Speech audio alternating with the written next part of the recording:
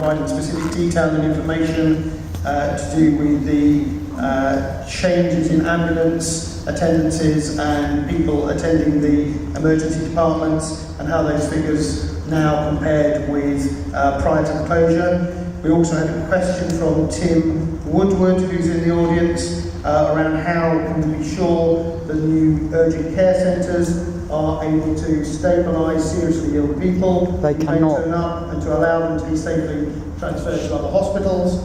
We had a further question that was unsigned, but around where is the additional A&E facilities to be now covering the closure of the Hammersmith.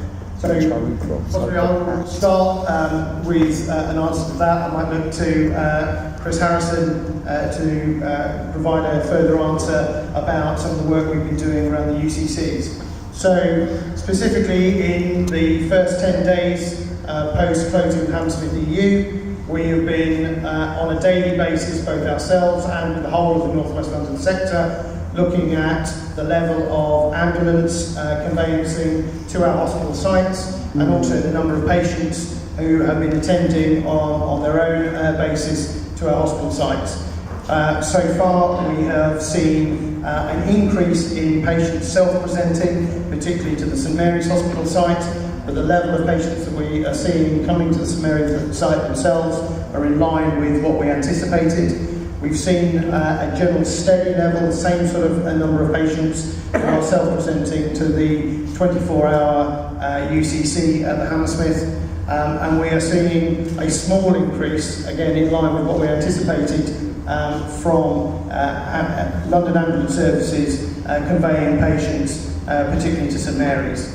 So the current data, which is only 1 full week of information that we've got, is that we're broadly in line with what we anticipated at the moment, and we're just making sure that we're working hard to embed the new pathways of care that we've put in place for the Hammersmith, for St Mary's and for the Charing Cross as well.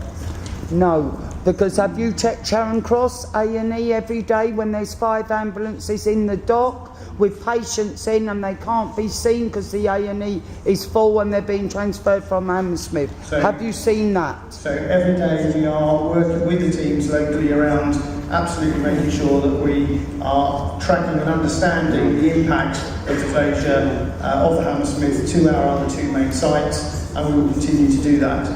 Chris, do you want to comment on the work we've been doing particularly around the UCCs? Disgraceful. Thank you, Steve. Of course, the UCCs are full with urgent but minor illnesses and injuries, not the life-threatening injuries. But they are run by experienced GPs, and the urgent care centre at Hammersmith Hospital is, of course, on the Hammersmith Hospital site. Now, patients who have urgent conditions and will be conveyed to hospital by ambulance will be taken as now to the most appropriate hospitals, so the heart attack centre, the stroke centre, or the trauma centre.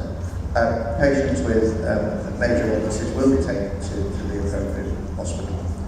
If somebody was to walk or come by car to the urgent care centre and was clearly ill, they would be transferred to the most appropriate major hospital for their care.